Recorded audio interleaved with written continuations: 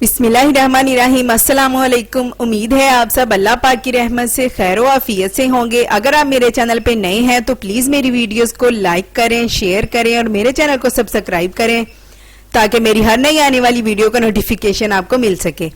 आज हम बनाएंगे रसमलाई, जो कि बहुत ही लजीज और सॉफ्ट बनेगी। आप भी ये रेसिपी जरूर ट्राई कीजिएगा। तो चलिए रेसिपी स्टार्ट करते हैं। बिस्मिल्लाहिर्रहमानिर्रहीम।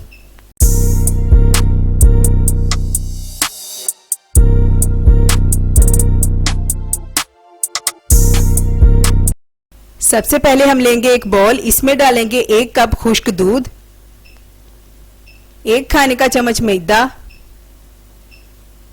1 चाय का चम्मच बेकिंग पाउडर, 1 खाने का चम्मच घी, 1 अदद अंडा। ये सब शामिल करके हम इसे अच्छे से मिक्स करेंगे। अब इसे हाथों की मदद से गूंद लेंगे।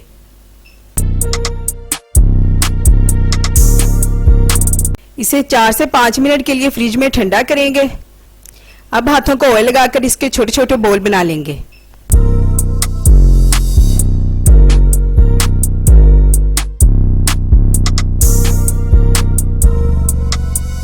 इसी तरह तमाम बॉल्स तैयार कर लेंगे।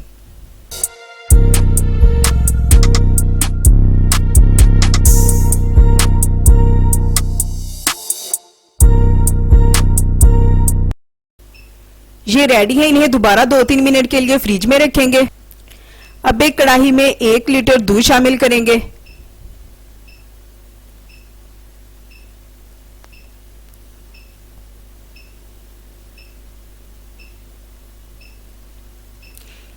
एक कप चीनी, 3 अदद सब्ज इलायची। इसे अच्छे से मिक्स करेंगे और बॉयल कर लेंगे।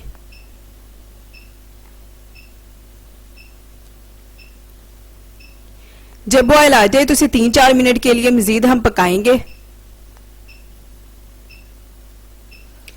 और फिर जो हमने बॉल्स बनाए थे रसमलाई के वो एक एक करके शामिल कर देंगे।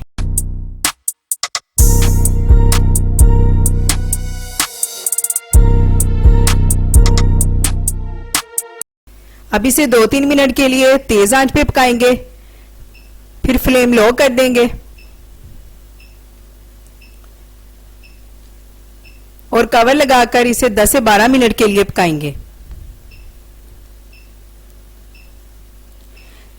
5 मिनट के बाद हम इसमें वनीला एसेंस शामिल करेंगे, 3-4 कतरे। इससे एक तो खुशबू बहुत अच्छी आती है और दूसरा अंडे की स्मेल भी खत्म हो जाती है।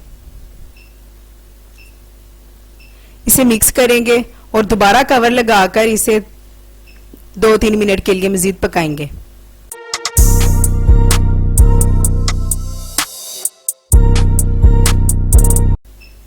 अब हम एक बोल में 2 खाने के चम्मच कॉर्नफ्लोर शामिल करेंगे और थोड़ा सा पानी ऐड करके इसे मिक्स करेंगे।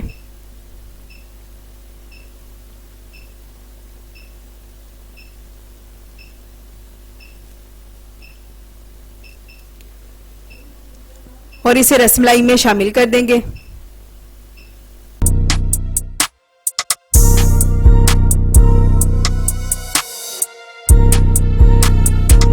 चम्मच चलाते हुए इसे मजीद पकाएंगे 4 से 5 मिनट।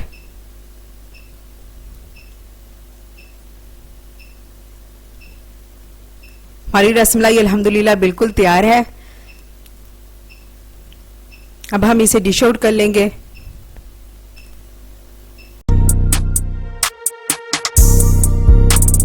इसे करेंगे बादाम के साथ गार्निश